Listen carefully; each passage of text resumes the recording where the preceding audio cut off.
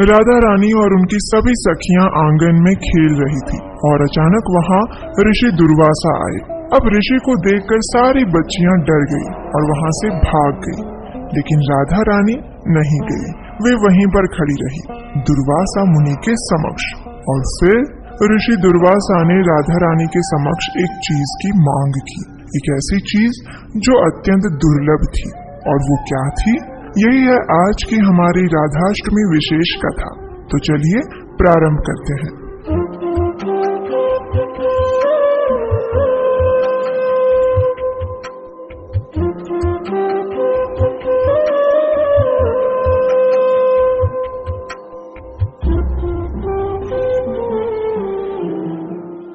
हरे कृष्णा।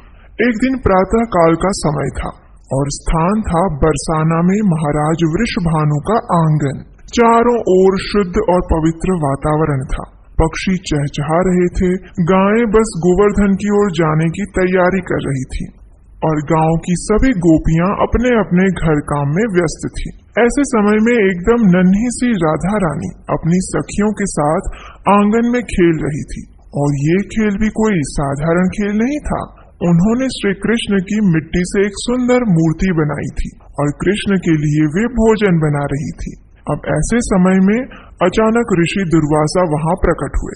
अब आप तो जानते ही हैं कि ऋषि दुर्वासा तीनों लोकों में अपने क्रोध के लिए कितने प्रसिद्ध हैं। उनकी सेवा करके उन्हें प्रसन्न करना तो दूर की बात है, लेकिन उनके सामने भी खड़ा रहना पड़े तो लोग भय से मारे कांपने लग जाते हैं। तो बस ये बात राधा रानी और उनकी सखियां भी जानती थी। तो जैसे ही उन्होंने ऋषि दुर्वासा को देखा तो वे सारी सखियां वहां से भाग गई, लेकिन राधा रानी उसी स्थान पर खड़ी रही। उनके शरीर की दिव्य आभा को देखकर दुर्वासा मुनि समझ गए कि ये कोई साधारण कन्या नहीं है, ये स्वयं वृंदावनेश्वरी श्रीमती राधा रानी है।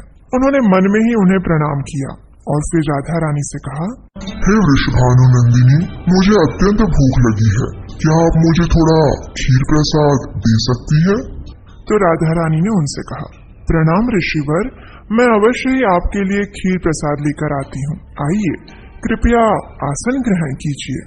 ये कहकर राधा रानी अपनी माता कीर्तिदा के पास गई और उनसे कहा, मैया मैया, हमारे घर में महान ऋषि दुर्वासा पधारे हैं और वो मेरे हाथों से बनी हुई खीर खाना चाहते हैं। ये सुनकर माता कीर्तिदा अत्यंत प्रसन्न हो गई। उन्होंने राधा रानी से कहा, पुत्री, ये तो हमारे लिए अत्यंत सौभाग्य की बात है। अवश्य ही तुम्हें उनके लिए खीर प्रसाद बनाना चाहिए। अपनी माता की आज्ञा पाते ही राधा रानी प्रसन्नता पूर्वक खीर बनाने की सामग्री इकट्ठा करने लगी। उन्होंने सुगंधीदार चावल लिए, श्रेष्ठ गाय का दूध लिया और चीनी ली और फिर चूल्हे के पास बैठ गई खीर बनाने के लिए। और कुछ ही समय में उन्होंने स्वादिष्ट सुगंधीदार खीर तैयार कर ली। अब वे पहुंच गई दुर्वासा मुनि के पास एक पात्र में खीर लेकर। उन्होंने दुर्वासा मुनि को खीर परोसी और जैसे ही ऋषि ने उस खीर का आस्वादन किया तो उन्हें एक दिव्यता का अनुभव हुआ।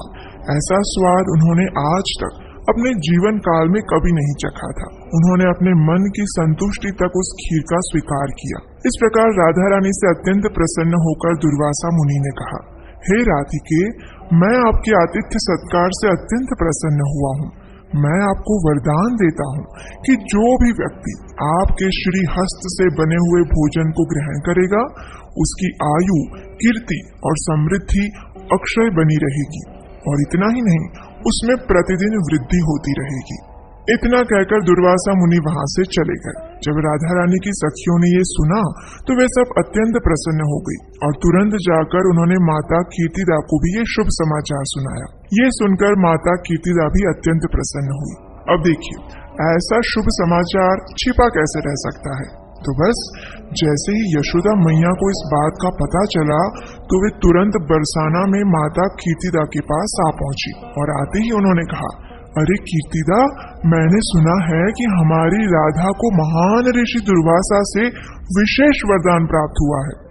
देखो बहन, अब मैंने तो सोच लिया है और अब तुम भी मना मत करना। बस आज से ये तय हुआ कि अब से कृष्ण के लिए राधा ही भोजन पकाएगी और मैं चाहती हूँ कि राधा प्रतिदिन कृष्ण के लिए भोजन बनाने के लिए मेरे घर पर आए। ये सुनकर माता कीर्तिदा ने हंसते हुए कहा, जैसी तुम्हारी इच्छा यशोदा रानी, ये तो मेरी राधा का सौभाग्य होगा जो वह तुम्हारे पुत्र कृष्ण के लिए भोजन बनाएगी। और बस तब से लेकर राधा रानी प्रतिदिन यशोदा नंदन कृष्ण के लिए भोजन बनाने की सेवा करने लगी। तो बस यही है रहस्य कि जहाँ कहीं भी श्री कृष्ण के लिए भोग बनता है उसे राधा रानी की रसोई के नाम से क्यों जाना जाता है? क्योंकि भगवान के लिए जो भी भोग बनाया जाता है उसका परीक्षण सीधा राधा रानी द्वारा किया जाता है और राधा रानी ही उस भोग को भगवान श्री कृष्ण के पास लेकर जाती है और तब श्री कृष्ण उसका स्वीकार करते हैं। इसलिए कहा जाता है कि जब भी हम भगवान श्री कृष्ण को भोग अर्पित करें तो उसे पहले गुरु को अर्पित करके और फिर राधा रानी से प्रार्थना करके उनके द्वारा ही भगवान को अर्पित किया जाना चाहिए, तभी भगवान श्री कृष्ण उसका स्वीकार करते हैं।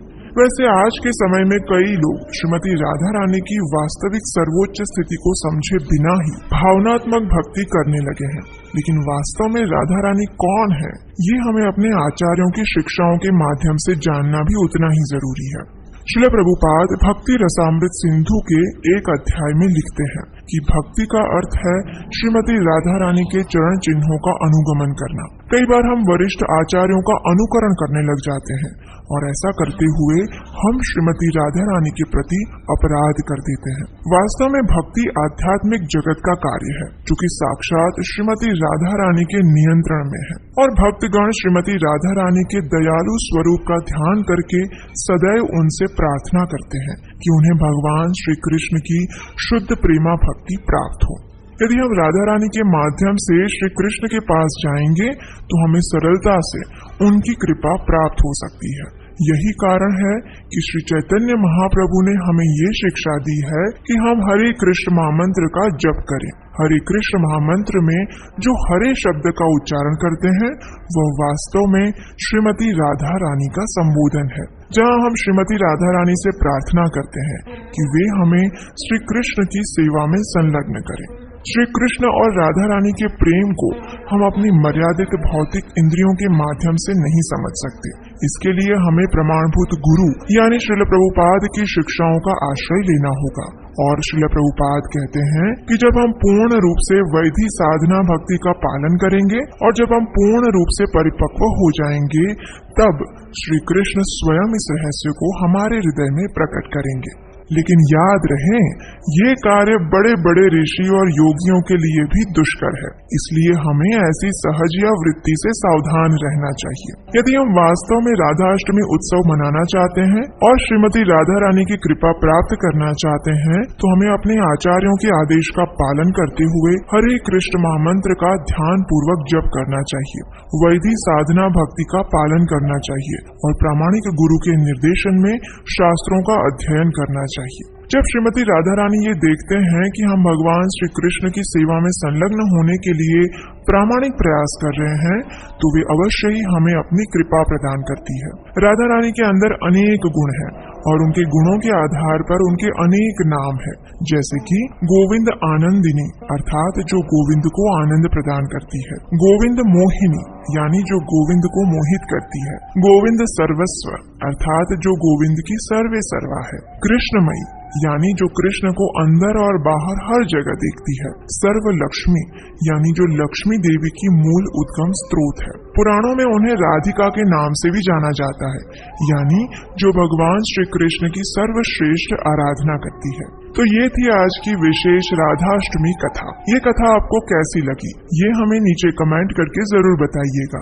और अगर आपको लगता है कि प्रमाणभूत वैदिक कथाओं का प्रचार करके हम इस समाज के लिए सर्वश्रेष्ठ सेवा कर रहे हैं और इस शुभ कार्य में यदि आप भी हमारा सहयोग देना चाहते हैं तो स्क्रीन पर दिए गए नंबर पर आप हमें अपना आर्थिक सहयोग आने वाली कथाओं को बनाने के लिए भी दे सकते हैं। तो चलिए आज श्रीमती राधा रानी की आविर्भाव दिवस राधाष्टमी के पवित्र पर्व पर हम सब श्री राधिका से प्रार्थना करते हैं कि वे हमें परम भगवान श्री कृष्ण के चरण कमलों की शुद्ध भक्ति प्रदान करें और हम सदैव उनकी सेवा में संलग्न रह सकें। जय जय राधा नाम, वृंदावन धाम कृष्ण सुख विलासीर निधि हेनो राधा गुण गान न सुनिलो मोरा कान वंचित करिलो मोरी विधि कृष्ण नाम गाने भाई राधिका चरण पाई राधा नाम गाने कृष्ण चंद्र संक्षेपे कहिनो कथा घुचाओ मनेरे व्यथा दुखमय अन्य कथा द्वंद्व दुखमय अन्य कथा द्वंद्व राधिका चरण रेणु भूषण करिया तनु अनायासे पावे गिरि धारी अनायासे पावे गिरि धारी। हरे कृष्णा।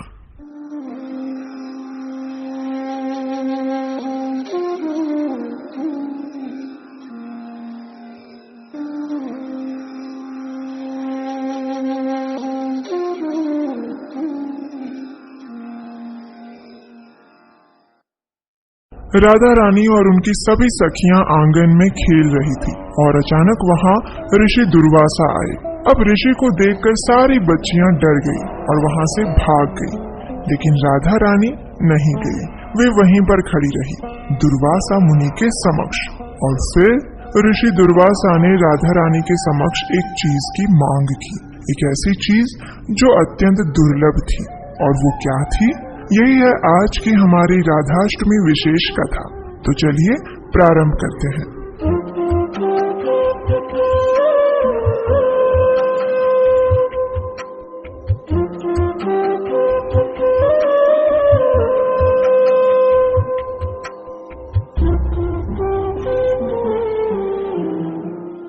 हरे कृष्णा। एक दिन प्रातः काल का समय था और स्थान था बरसाना में महाराज वृषभानु का आंगन। चारों ओर शुद्ध और पवित्र वातावरण था। पक्षी चहचहा रहे थे। गायें बस गोवर्धन की ओर जाने की तैयारी कर रही थी और गांव की सभी गोपियां अपने अपने घर काम में व्यस्त थी। ऐसे समय में एकदम नन्ही सी राधा रानी अपनी सखियों के साथ आंगन में खेल रही थी। और ये खेल भी कोई साधारण खेल नहीं था।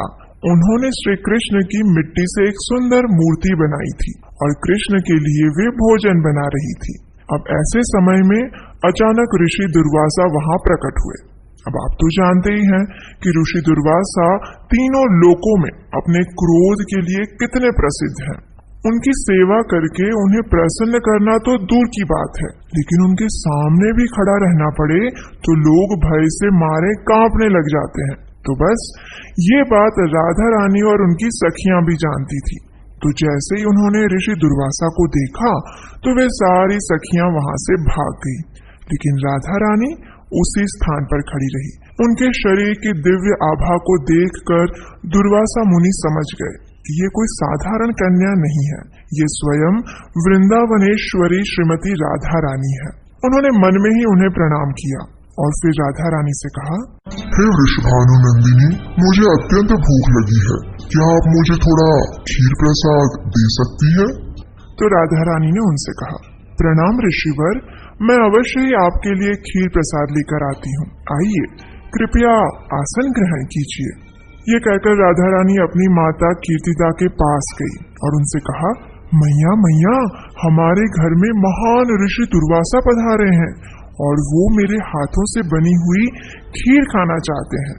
ये सुनकर माता कीर्तिदा अत्यंत प्रसन्न हो गई। उन्होंने राधा रानी से कहा, पुत्री, ये तो हमारे लिए अत्यंत सौभाग्य की बात है। अवश्य ही तुम्हें उनके लिए खीर प्रसाद बनाना चाहिए। अपनी माता की आज्ञा पाते ही राधा रानी प्रसन्नता पूर्वक खीर बनाने की सामग्री इकट्ठा करने लगी। उन्होंने सुगंधीदार चावल लिए, श्रेष्ठ गाय का दूध लिया और चीनी ली और फिर चूल्हे के पास बैठ गई खीर बनाने के लिए। और कुछ ही समय में उन्होंने स्वादिष्ट सुगंधीदार खीर तैयार कर ली। अब वे पहुंच गई दुर्वासा मुनि के पास एक पात्र में खीर लेकर। उन्होंने दुर्वासा मुनि को खीर परोसी और जैसे ही ऋषि ने उस खीर का आस्वादन किया तो उन्हें एक दिव्यता का अनुभव हुआ। ऐसा स्वाद उन्होंने आज तक अपने जीवन काल में कभी नहीं चखा था। उन्होंने अपने मन की संतुष्टि तक उस खीर का स्वीकार किया। इस प्रकार राधा रानी से अत्यंत प्रसन्न होकर दुर्वासा मुनि ने कहा, हे राधिके, मैं आपके आतिथ्य सत्कार से अत्यंत प्रसन्न हुआ हूँ। मैं आपको वरदान देता हूँ कि जो भी व्यक्ति आपके श्री हस्त से बने हुए भोजन को ग्रहण करेगा, उसकी आयु, कीर्ति और समृद्धि अक्षय बनी रहेगी। और इतना ही नहीं, उसमें प्रतिदिन वृद्धि होती रहेगी।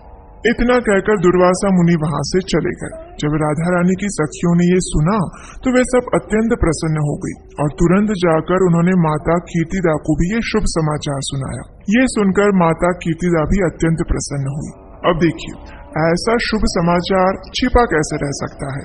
तो बस जैसे ही यशोदा मैया को इस बात का पता चला तो वे तुरंत बरसाना में माता कीर्तिदा के पास आ पहुंची और आते ही उन्होंने कहा, अरे कीर्तिदा, मैंने सुना है कि हमारी राधा को महान ऋषि दुर्वासा से विशेष वरदान प्राप्त हुआ है।